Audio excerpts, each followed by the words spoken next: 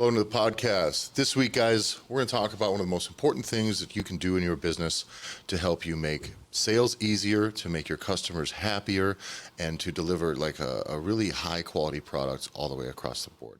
And that is managing expectations and setting expectations.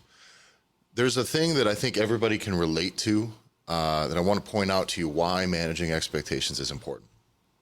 So nowadays, there's a thing that's happened, I would say since like 2018, 19, once the iPhones had the wide angle camera lens. The GoPro was the original, and then of course photographers, had them long before that. But now that everybody has a super wide angle lens that they have at their disposal, what happens is now everything that you need to look small can look extra spacious. Take that with what you will. D-pics, yeah. But more importantly, hotel rooms, rental listings, real estate listings, Airbnbs, all those things. And I have seen so many of these things where now I'm hip to it. It used to not be everywhere. So you see, oh, that looks nice. There's a fair amount of room in here. And then you get to the place and you go, what in the fuck is this?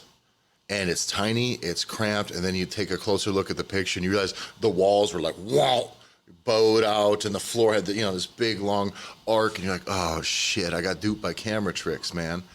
And it is now that it's comedic in one thing, because we were looking for new rental places here too. We found a new spot to move to, and as we're looking at all these places, I started to notice how many of these places use wide angle lenses, and to make these kitchens that when you start seeing how stretched out they are in the photo, it's like, I know I can't even turn around in this space. You see a bedroom where like it's just walls, endlessly long and bowing out to the wide. You're like, this room is 5 feet wide.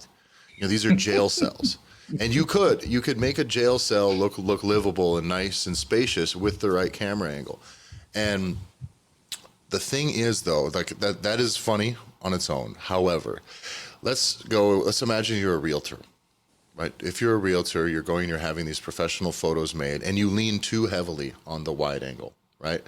What's going to happen is you're going to attract people who truthfully do not want the thing that you're showing. They don't want it. They're going to be there. You're showing them something that it is not.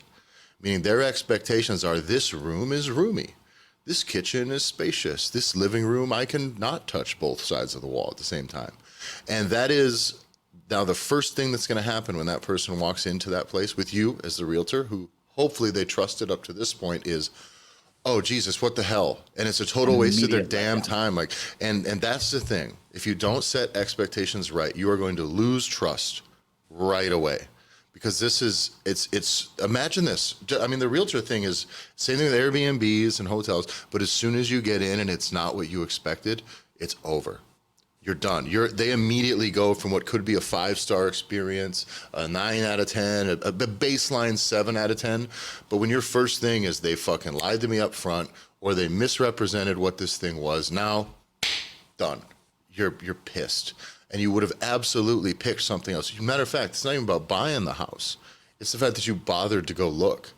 And getting more people to show up and look is an idea. That's I want more leads, not just the leads that I get.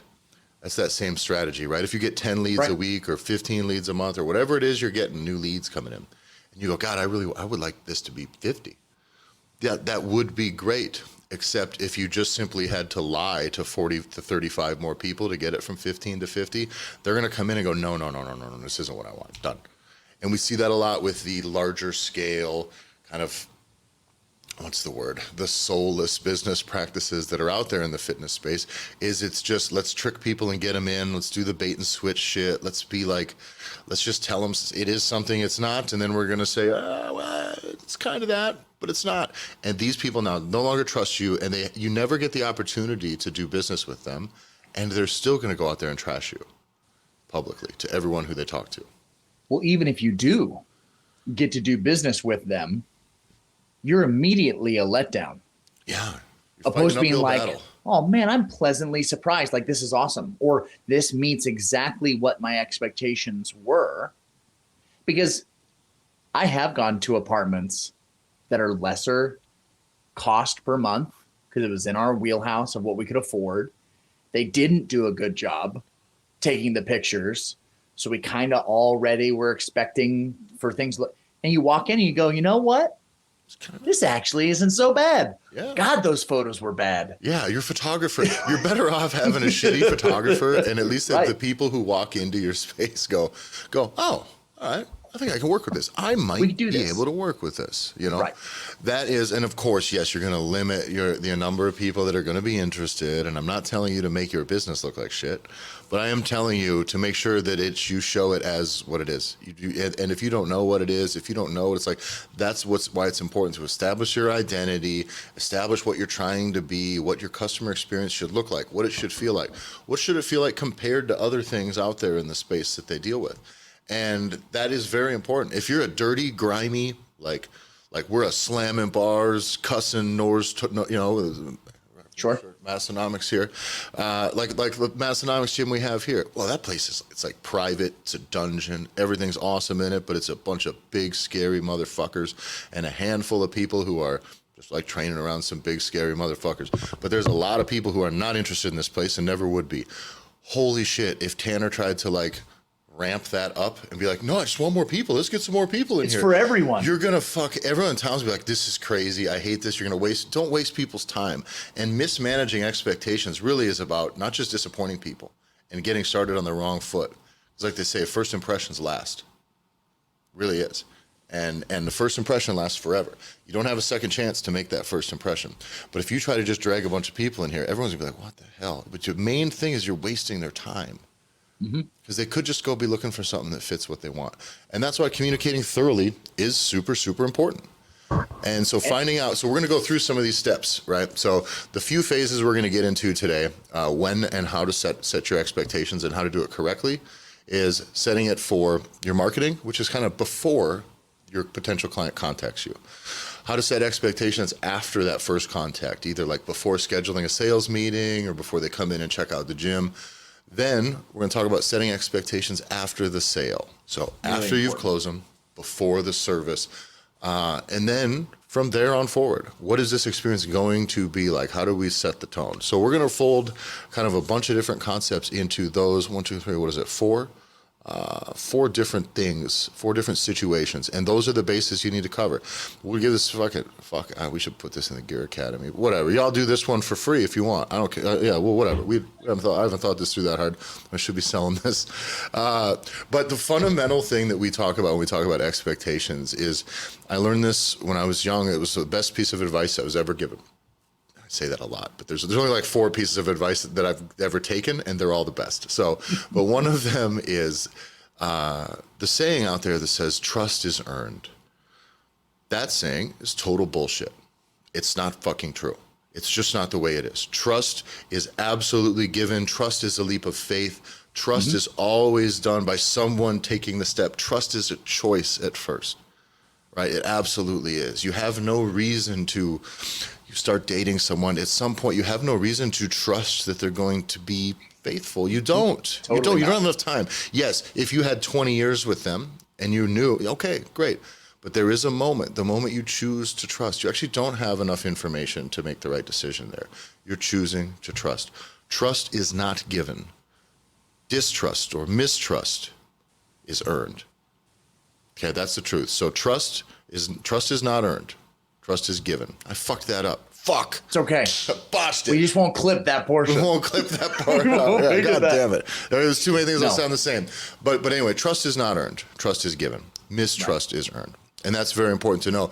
And when it comes to setting expectations, you come in and tell people, hey, we're going to run this. Come in. It's free for a month. It's all free. And then you get your thing and they come in like, look, it's going to be $500. We're going to hold it in an escrow thing. And then we're going to, all this shady bait and switch shit that I see going on a lot out in the space, we're going to run a challenge, but it's not really what this price is. You got to put $900. And the bait and switch angle just sucks. It sucks. Ooh, and the first thing you're doing, boom, they go, fuck, this is shady. It's immediately now sets off all the alarms. And in the fitness industry, who are we talking to the other day?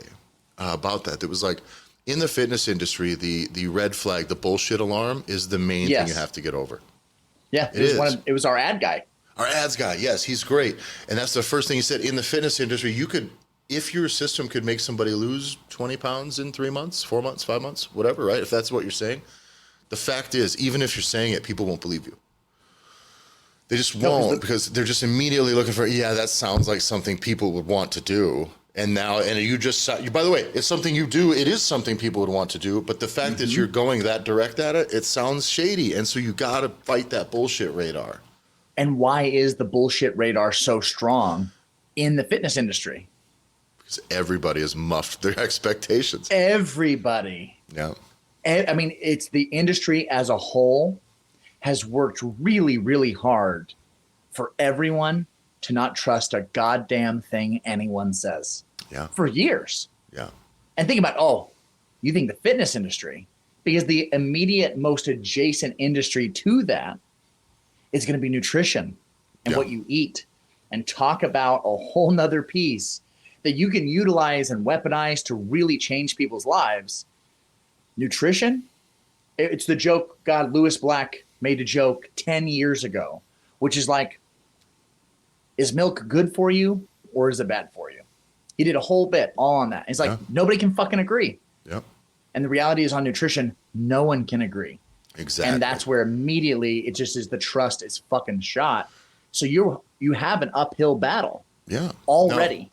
Now, if you were in an adjacent, in a totally different field, you have a little bit more flexibility with these things, but you don't in this one. You just don't. Not in the fitness space. You do not have the flexibility to be under delivering. You can't in any way. This is the overpromise and undeliver thing is a nightmare, right? It doesn't work. Overpromising will get more people interested in showing up. It will. It'll set off the bullshit radar, but the leads will come in if you overpromise. But if you fail to deliver on those promises, even if you exceed what most other people doing, if you're under delivering what their expectations are, they're done with you. You are a disappointment, and it's the truth. And so pre-contact, right? Before somebody comes in and talks to you with your marketing, you need to understand, put forth when someone comes in and then meets you now, what is the first thing that they're going to think? Are we a gritty place? Are we a clean place? Are we welcoming, or are we a fit place that sells fitness to fit people? Right? Mm-hmm. If that is, lean into it. If your market is big enough to support, like, no, we're the extreme place. This is just bad dudes only, man. Let's go. Are you a bad dude? This is your spot. If you're not a bad dude, go down to the YMCA or something. I don't care. That is fine if your market can support it. But you do need to outwardly be who you are while still making sure that who you are is something people want to do business with. On the marketing side, we've never said this before, but it's something that our coaches and the people that we have followed now for years say all the time. Never outsource your marketing. Yeah. People do it and the voice isn't right. You'll quickly realize that, like, the soul of your place is gone. And this is the idea where who you are, exactly what you said, Tyler, where you're identifying what your identity is and how you want to come across. That needs to be an extension of who you are as a person, or how you want to be perceived. So it's crucial, just as we've seen some examples when we interviewed Hunter out of Alaska. He perfected his marketing in alignment for what was important to him and important to his people. You have to do that exercise. You have to, if you're going to own or you're going to run a business, never outsource your marketing. There's lots of stuff that we'll talk about over several episodes, talking about how you can outsource things, how you can hand off certain tasks. We've been asking those questions inside of the Facebook group of things that could be offloaded. What are you doing that probably shouldn't be up to you to do? Marketing is not one that you hand off to some VA or you hand off to somebody and hope that they nail it, because they won't. Yeah, unless your plan has been yours and is constructed from the bottom up completely, and then you're handing off a system. Not like, I don't know, come up with some ideas for me. It'll be cool. It's a train wreck. So that's the other thing, is the voice has to match. The tone has to feel the same, so that when they see your stuff on social media, they're attracted to you. Not what you wish you are, not what they wish you would be, to you and what you're doing and what your business can do for them. And if you're only talking about yourself and not what it can do for them, they won't come to you anyway. So just make sure that all that fits into this first kind of the marketing side of setting expectations. Be genuine. Be real. I have to share. We know what it looks like when a gym owner starts to outsource too much of their marketing to say to ads people that run paid ads. And in those ads, let's they talk about use videos and images that aren't from your gym, that aren't your people, that aren't where you live. What happens when those people come into to your gym and they're seeing videos that some other firm just canned and put out there? Here's exercising people, and just put it out there. Well, the expectation is it's showing a gym, oh, that's what the facility looks like. And if that facility is dirty and yours is clean, well, now you're like really kind of screwing yourself. If that facility is clean and yours is dirty and rugged, well, now you're screwed. You're attracting the wrong people.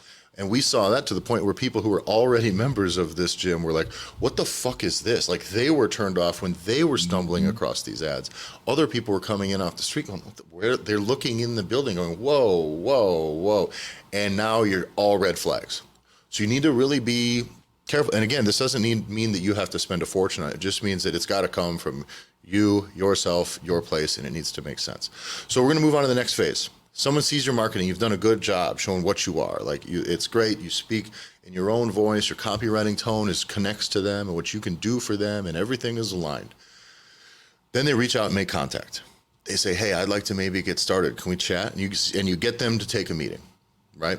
Now, expectations are beyond just what we send in that correspondence to schedule the meeting. It is also how quickly do we respond to them, right? This is now your first contact with them. If you can get back with them in between 5-10 minutes is a home run, right? 30 minutes is about as far as you want to let it stretch. Honestly, you get for 30 minutes, if 45 minutes is the same as 3 hours in return, as far as like responding to a lead, in my opinion. And 3 hours is about the same as 9, 10, 12, which people's attention span, their willingness to commit, what's the momentum that they've had that got them to this point has slowed dramatically.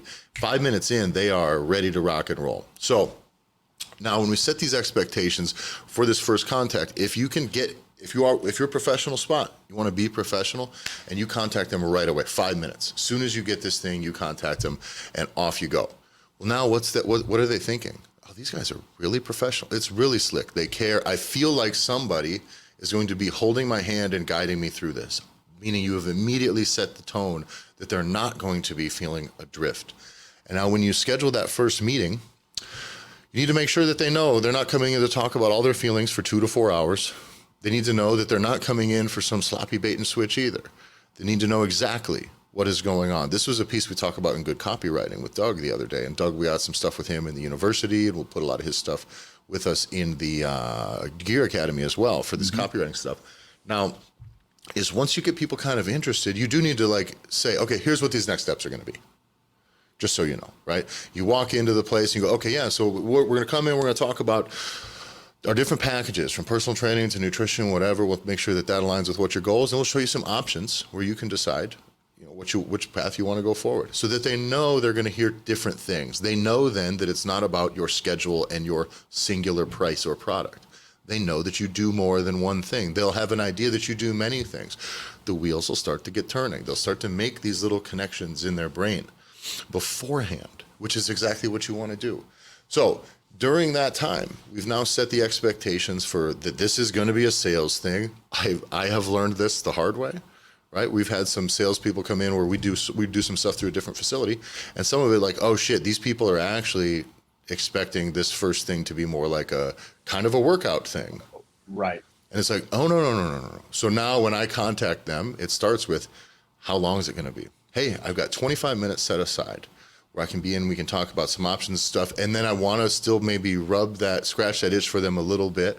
And then, of course, then I can show you around the gym if you have any questions and stuff like that. Where if they kind of feel like they were there because they wanted to see some equipment or learn a couple of things, after finding out some stuff, if I don't close them, I still will walk them around the gym and show them, yeah, this stuff's great, and check this out. I like this. For your hip, this will be cool. And you still earn some trust as you send them off. But you have to set those expectations ahead of time. We had not, and we've had a couple people that have come in and they want to talk for an hour about nutrition. No, I sell nutrition services. I'm not here to talk to you about what you think you should That's be what doing Facebook's for. while you don't pay. You can go to whatever fucking Plexus or Herbalife or whatever nonsense someone's shoving around your neighborhood this month, but that's not what I'm here to do. So, but you can really tightly figure that out in your correspondence. And this correspondence before this point is standard, and it should be standard. That all this should can be totally canned, right? Copy paste. Hey, here's your appointment. We're going to get in here. Here's what we're going to do. Boom, boom, boom, boom, boom. Done. You send that to every person once they schedule an appointment. Here's what to expect from this meeting. And what's really important is those follow-ups. These things can be automated really for quite inexpensive platforms. Definitely. A platform that we've used before, right, is going to be Calendly, is one that's really easy to use. There's several that's like that, but you can, for very little investment, take care of text message follow-ups, email follow-ups, where just like you said, Tyler, it is canned. It's a 30-minute meeting, 25-minute meeting. It's at this date. It's at this time. You remind them but who a week wrote before, a day before. You, your voice, your plan. Totally. Yeah, that's the thing. This is the nice thing. This like having an email sequence. It's not something that. Yeah, you can have someone else write it for you, but they should pay attention to the voice that's being used. If it's not you, it should be something. It should be the voice of your business, whatever that voice may be. And so that's a piece that we run into a lot with is people get like, I don't want to be just doing some canned shit. Either people go too far into the pre-made copy-paste stuff and it just sounds like nonsense. Sure. Or it's the opposite, where they're like terrified of, I think it'll sound shitty. Trust me, if you're just winging it every day, it's going to sound shitty and waste a ton of your time too. And that's if you remember. If you remember. You're like, oh, shit, I forgot the thing. And then you're going to notice this when you stumble over it every time. Now, and up to this point, guess what? All of this feels premium because the more the experience feels guided and professional, this feels professional, right? It really does. At every step we've set expectations. Meaning when they come in and they see a $5,000, $6,000, $8,000, $10,000 package at the top, they're like, oh, that makes sense. These guys fucking rule. You know what I mean? They've been really thorough. They've been very professional. They've been great with me. It's been a great experience so far. I can't afford that, but maybe I'll find my way down to something I can afford, and I'll be eager to spend that kind of money because, boy, these guys seem to have their shit together. They have their shit together on making me feel good. Like they say, it's not what you say, it's how you make people feel. That's extremely important. Hang on, John, I got to fix this really fast. And I will say, too, I've touched on this before, but it's when I was looking to do some home improvement stuff at our house, the dudes that I chose, the ones I chose was because they were the first ones to reach back out to me. Yeah. Like that. Not only did they text message follow up, and they were the most expensive. And it wasn't that I was necessarily planning on spending that much, but when I had now dealt with 3 other jack wagon operations that I wasn't getting calls back, or I would talk to somebody and then, oh yeah, I'll send you a quote. And then they ghost me for a day. Yeah. These dudes immediately got messaged back, which was an auto responder.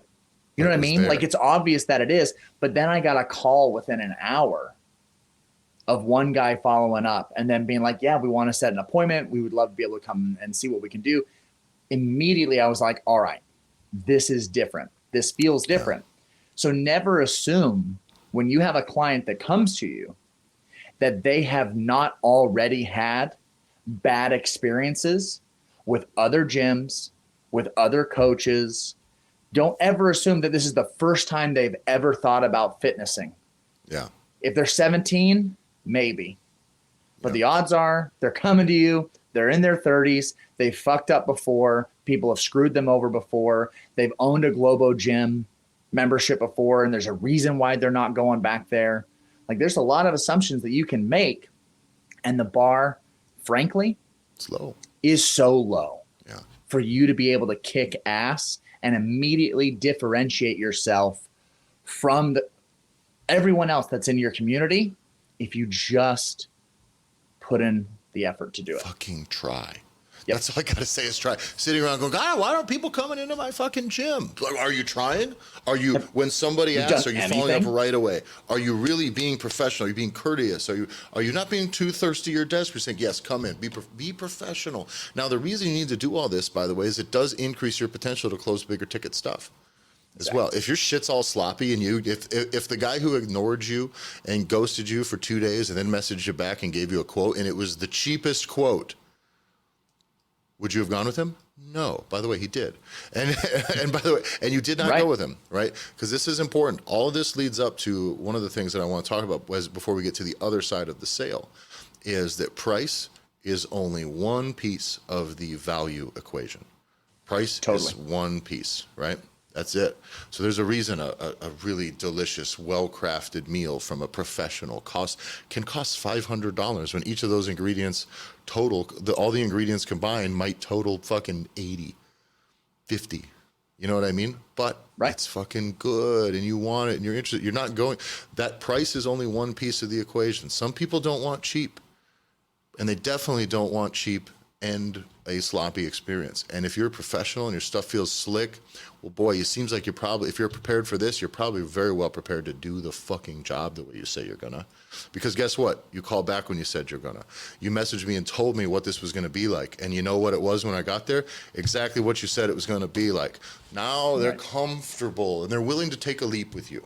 Because they still don't know you can get them results, but they're comfortable enough to take that leap into trust, away from all of the mistrust that's been earned in the fitness industry with them, all the bait and switch shit, all the gyms that they show up and they don't get results, the coaches who don't give a fuck, the places that are not represented accurately and they show up and they're like, oh God, I hate this, you know?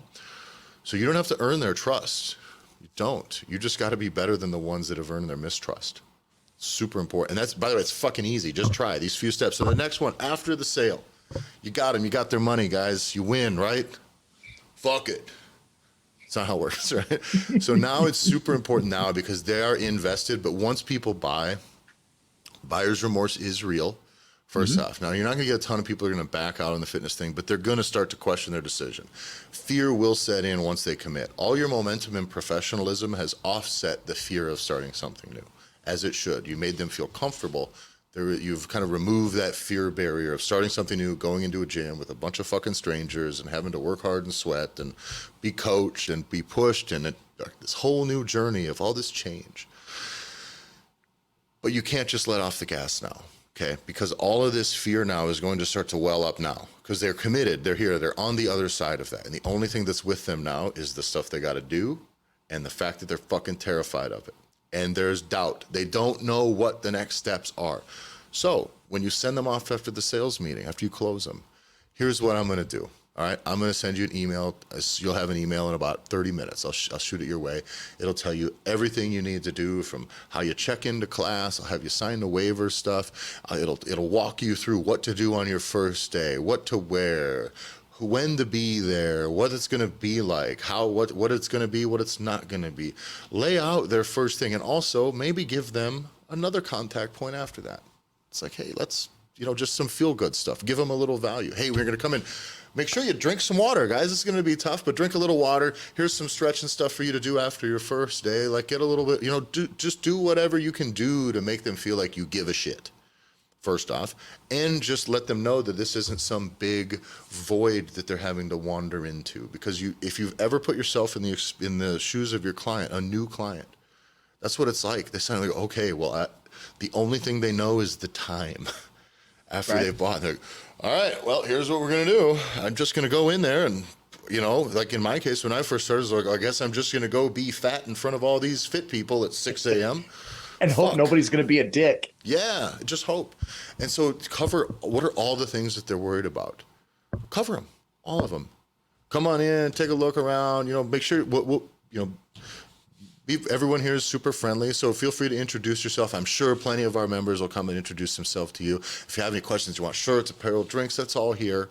We're getting to the workout right away. Don't worry, the warm-up's all going to be guided. If you want to just hang out and get loose and chit-chat before we start, go for it, or you can hop on a bike and get warm. Class will get started. There will be you won't have to worry about anything. The coaches will hold your hand the whole time. Like you're not going to be left adrift in the ocean of fit people, okay? Address those concerns. politely, concisely, and directly. And like, man, these people will be really excited for their first day. Because he said, oh, you know what?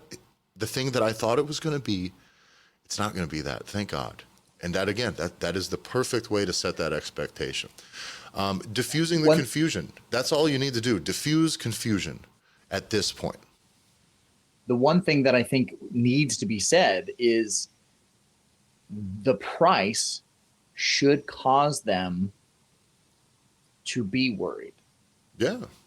Like, if you're not expensive enough for someone to think about having invested in working with you, your coaches, or at your gym, then you're competing in the wrong market. Mm-hmm. I don't have a bunch of nerves about what it's going to feel like to show up to Planet Fitness. No. Because it costs $5 to go. Yeah. Everyone at Planet Fitness has nerves about a guy like me showing up at Planet Fitness. That's a different thing, right? And it is. But you know why? Here, props to Planet Fitness. Mm-hmm. We all fucking know what they are and what they aren't. Expectations have been set, like it or not. Absolutely. I know I'm not welcome there. I know I don't want to go there. We're fine. Like I don't have to shit on it. By the way, that's not shitting on them. They are for people who are not me. They're not for 300 plus pound strongman competitors with fucking head tattoos. It's just not. So perfect. Lean into it. Lean into it. But that's where there is that anxiety isn't there. So it's important because we talk about how important it is to be able to make sure your offer is maximized, razor sharp, that you can fulfill and truly provide high amounts of value for the people you work with. But if you're going to play this game, it's mandatory. You have to make sure every single thing you do next, which this whole episode's about, is that these things are equally sharp because that investment requires it. And if you can do these things, now you have something that's really special. Yeah. So after the sale, you've got all this established before they go into their first class, right? That's perfect, right? You've got them comfortable. They're there. Now you have a little bit of nurturing to do, and there's any number of things you can do there, right? You want to drop some supplements in there. You can drop in, you like, hey, 2 weeks in, you fucking sore, right? That's a question. Like, you sore? Probably are sore, right? Tell you what. We talked about supplements in our first meeting. I know you passed or whatever, but like just so you know, if you're feeling sore or you're in a nutrition program, you're having a hard time keeping up on your protein, here's some supplement stuff we got if you're interested, right? But you're always just saying like, hey, I know what it's like where you're at. Here's a thing that we can do, right? You can reach out about everything from, how's it going? Just a simple check-in. This ends up becoming, the stuff that when we walk through all the real specifics of this and literally build it with you in the Gear Academy, this is essentially your master email list, master contact sequence that we build, your master email sequence. And that's the thing that we do inside the Gear Academy with gyms. We build every step, not just kind of these little touch points, but like the big details for your business to maximize the sales.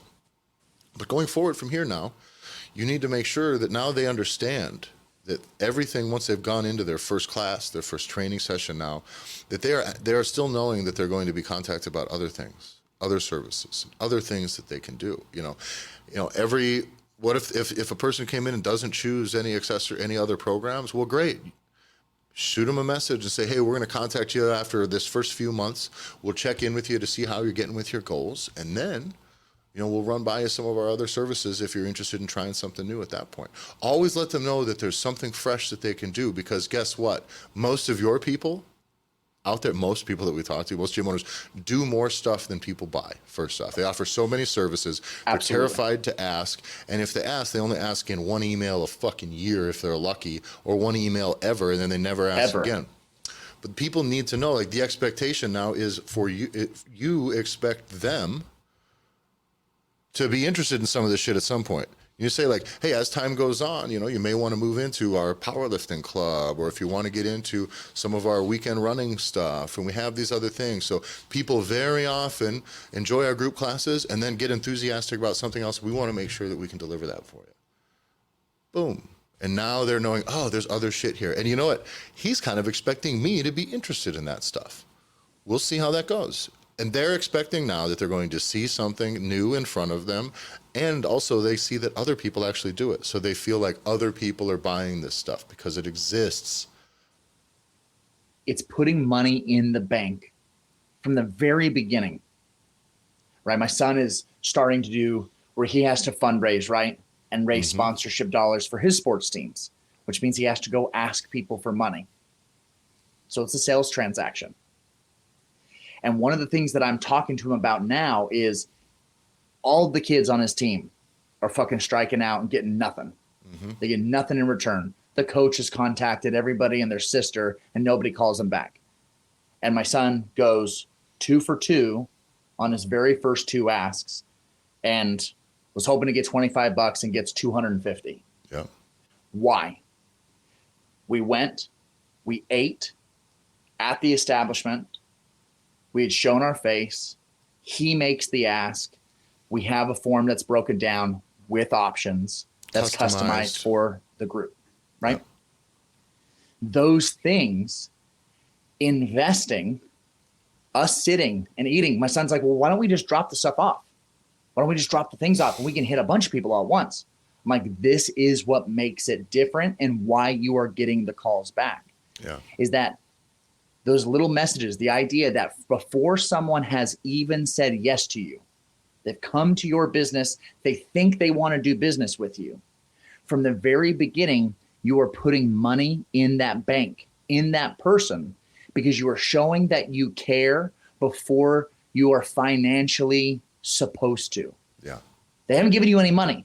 And as you do this, every step as you laid out, Tyler, before the sale, during the sale, post-sale, going into the classes, you are putting money in that bank of these people care about me. So when you do make the ask, that's the time you get to withdraw. Yeah. All of those things that you've done. And that's why it works. Because if you don't put money in that bank and you go to withdraw with some pre-canned shitty script that you bought, you're just begging. That's 100%. all you're doing is begging, man. And people don't want to buy, even when this is the thing I can do all the fucking time, dude, especially even with our business. I can do it because as we work our way into kind of the MMA and fighting space, I get asked by fucking fighters if I want to sponsor them. I'm like, for what? And I get it, you need money, but guess what? I don't have enough money to just give you for nothing. There's no value in return. Now, we do some affiliate stuff where, if you want to send some leads my way and we get them to some of our programs, I'll give you a percentage of all that for sure. I'm not giving you fucking money. What are you talking about, right? And you need as you all are business owners, you get hit up for every goddamn 5K and whatever, but maybe some of those things where they come in and say, hey, will you sponsor a weekend fun run? Well, maybe that has value to you because you're going to go, some of your members are going to go, some of your members are a part of the thing maybe, but also, what is that audience? Bunch of fit people, fit adjacent people who maybe would be interested in joining your gym. So I'm not saying it's a huge negative, right? But that is why maybe that works, right? If someone comes out and wants you to sponsor their fucking somebody you don't know who has no connection to your gym and wants you to sponsor some cornhole tournament outside where none of your members are going and you don't get anything in return, there's no ask, there's no microphone time, there's no nothing. Putting a fucking sign up on a fence, it does nothing for you. And does nothing. So I have no desire. I have no desire to commit to something like that because of the value. There is not enough value. So people will buy if it feels valuable. Your stuff will feel valuable all the way through.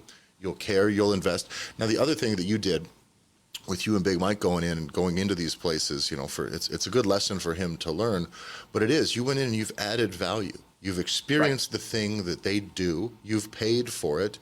You're already, as far as they go, like, a realer dude than the ones that just came in and dropped a piece of paper on the thing and said, would you like to give me money? Because that is just begging. That is all it is. So as a gym owner, as a person, as you're trying to get into sales, to make some bigger ticket sales, to make sales easy, if you feel like you're trying to extract sales out of people, you're not setting expectations better. They don't trust you it should be so easy to get people to cough up money. I had a client the other day who came in, he signed up, did the whole thing, he was excited. He didn't even think about half the shit I put in front of him. Didn't even hardly think about it. Pays for all the training stuff, and he says, I'll bring the nutrition money in on day one. Okay, cool. I didn't even remember how much he had charged, how much he had picked. we get done training, and he was like, he like had the sweaty money in his pocket after his first training session. He was like, I brought it. This man is eager to give me money. Like, he's just eager to do it. And that's how it should be, guys, because we've said it all. They want to do business. They know you care. They're excited about the experience. That is what setting right expectations is they're going to be optimistic about everything. Everything is now framed in the way that they want it to be, that they're going to know by the way, at any step of the way, you muff one of these things. If you say we have a super welcoming community and somebody will come in and shake your hand, so feel free to come in and just chat up. Everybody's really great. And you come in and you got some snobs in your gym. Mm-hmm. And by the way, even a couple bad eggs, that person's done. If that person gets rubbed the wrong way once by one asshole that you haven't put in check in your gym, now he's costing you new business. And this is the nice thing about the fitness industry, is you're not making a ton more money from one person to the next. The truth is, beyond your initial thing, meaning I don't care how much fucking money this guy makes or how much personal training he buys. If he costs you one or two clients that now think that your gym sucks, and they go tell 5 people that that's a snobby place, and it's all because of this one guy. No matter how much money he gives you, you should have cut him off like fucking cancer the day you figured out that that's what he's like. And every gym's got a few of those. So if you want to be the welcoming place, you better make sure that all of your people, they get a little attitude, they get a little saucy or condescending to new people. You better have a hard conversation with them and say, this is not what we do. Because you can't just talk about it. When it comes to expectations, you can't talk about it. You actually have to be about it.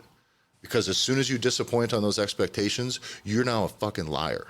As far as you're a wide angle lens. You're a wide angle lens, man. And people are going to walk in going, gross, get me out of here. You wasted my time. I hate you. It's your fault. You have totally underdelivered. And underdelivering in this business just makes you look as bad or worse than everybody else. On the topic of people being excited to give you money, our video coach literally talked about this last week. We were sitting with her on a call and she goes, if you do these things right, you will never have to ask. Yeah. People will want to give you money because you will have the right marketing, the right expectations. Everything is set to where you are speaking directly to the people that you want to attract to come do business with you, that they're going to say, how can I work with you? How can I start doing what you do? I want to do the same things. I want you to help. I want you to help me. And then you literally just tell them the price, and it's like the idea is like, shut up and take my money. Yep. People are throwing money at you. That is what happens. Yeah. So guys, setting expectations, you got to plan it. It's got to be you, meaning what you got to be, it's got to be worth a shit. Make sure that's the first thing. Be good. Y'all are good coaches. I know y'all have a lot of passion for what it is. Again, we're in this place where we like helping people turn their passion into a profession. You've already got that. So this is how you turn that into a profession. It's being professional. Be it, tell them that this is how you're going to be, and off you go. So tell them you're going to be about it, follow through on it. That's all we got for this week. Guys, Jesus, get in. Gear Academy is up and running. So if you want in on this, shoot us a message. Message us at either the Gym Owners Podcast. You can message me directly on Instagram at Tyler F. and Stone. Message John at JBanksFL. You can also email us at thedudes@hackyourgym.com. And make sure you get in the Facebook group. You can ask any questions there. But Gear Academy, we are helping people do all of these things, but literally not just in this like loose concept shit like I gave away for you today. I should have charged for this one. But we do all of this stuff in a much more literally like do this, write this, we check that these things are done beginning to end, from master email sequences to, supplement launches, to all these things that you want to do, your offers, your sales systems, to time management, to delegation, to all the shit. New product launches. So anything you want to do over the course of this 12 months, right? We can pick 1 or 2 of these at a time, and we hold your feet to the fire. We hold you accountable, and you start to get shit done. So that's what you can expect from us in the Gear Academy. I promise. So shoot us a message if you want in on that, if you're ready to start making this next year the biggest year in your business. And tell your other gym owner friends about this podcast, guys. We get more people in the Facebook group. That'd be super. So it's grown by doubled in the last month or two, at least. Yep.